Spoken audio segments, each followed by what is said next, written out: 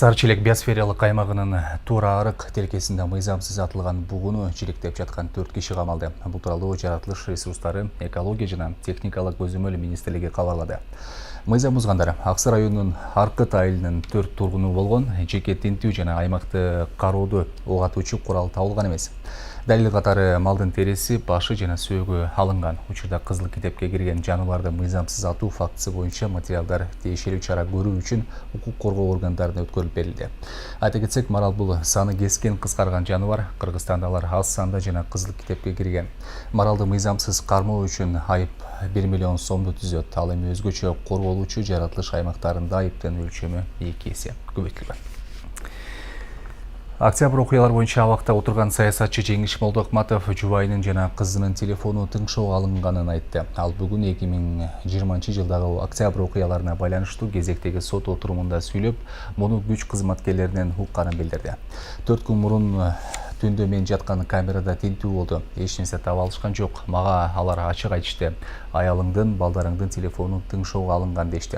Менин атыман кызымдын телефонуна билдирүү жөнөтүлүптүр. Менин 11 жаштагы кызымдын телефонуну тыңшоону саясий кысым жана кыйноодон башка эмне деп айтса болот. Бийликке кайрылам. Менин үй бүлөмдүн, балдарымдын коопсуздугу коркунучта. Молдокматов жана анын тарапташтары абакта улуттук коопсуздук мамлекеттик комитетинин кызматкерлери тинтүү кылышканын айтышты. Ал эми атайын кызматтын өкүлдөрү муну чагым деп сыпатташты. Ал эми улуттук коопсуздук боюнча мамлекеттик комитети социалдык демократтар партиясынын депутаттыкка талапкери Замирбек Тургунбаевди жоопкерчиликке тартууга макулдук сурап, Борбордук шайлоо комиссиясына кайрылган. Борбордук шайлоо комиссиясы бул кайрылууну кечээ 1 ноябрдагы отурумунда карады. УКМК алардын ичинен бир иш боюнча талапкердин күнөөсү далилденгенин, тергөө аяктап, иш сотко ашырылуу алдында турганын маалымдаган. Бул маселени караган Боршайкомдун алдындагы жумушчу топ тергөө токтоп турганына байланыштуу атайын кызматтын өтүнүчүн четке каккан чечим чыгарган. Боршайком толук курамы менен жумушчу топтун чечимин кубаттады. Кара Суу районундагы Сарай айыл өкмөтүнүн башчысы Замирбек Тургунбаев кызмат абалынан кыянат пайдаланган деген шек менен улуттук коопсуздук боюнча мамлекеттик комитет тарабынан 6 январда кармалып, атайын кызматтын тергөө абагына киргизилген. Ал Киров айылына 720 орунду мектептин курулушуна кеткен 24 миллион сомдон ашуун каражатты ашыкча көрсөткөн. Сапатсыз курулган мектепти пайдаланууга уруксат берген деп айыпталган. Кылмыш иши козголушу мүмкүн, бирок ал боюнча соттун айыптоочу өкүмү болмоюн, бул маселе анын ушундай пассивдүү шайлоо укугунан ажыратпайт. Ал ошо соттун айыптоочу өкүмү күчүндө, мыйзамдуу күчүндө болсо гана аны каттоого же каттоосун жокко чыгаруу боюнча чечим кабыл алганга негиз болот. Ал эми бул козголгон иш экен, тергелип аткан иш экен. Ал тергелип аткан иш, козголгон иш боюнча бул талапкердинге таасир этүүчү бир чара көргөнгө болбойт мыйзам боюнча. Борбордук шайлоо комиссиясы Бишкек эркин экономикалык аймагынын башчысы Кудрет Тайчапаровго чара көрүүнү сурап, министрлер кабинетине кайрылган.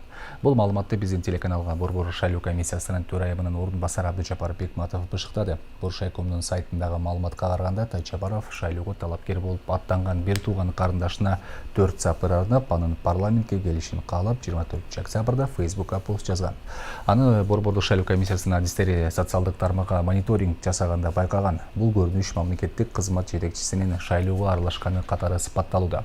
Бирок Кудрет Тайчапаров Facebook'ка ушундай пост жазганын Азаттыкка айткан. Анда үгүт жоктугун, Борбордук шайлоо комиссиясынын позициясы түшүнүксүз экенин билдирди.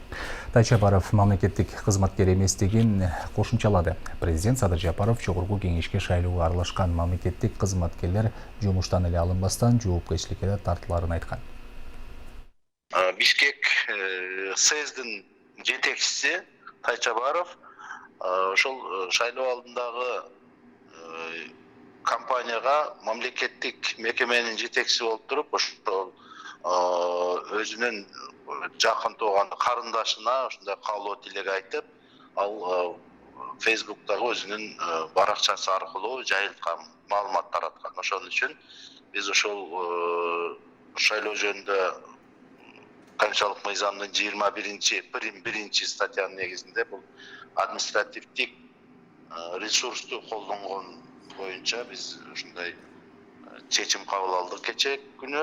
Анан министрлер кабинетине биз чара көрүү үчүн жөнөттүк.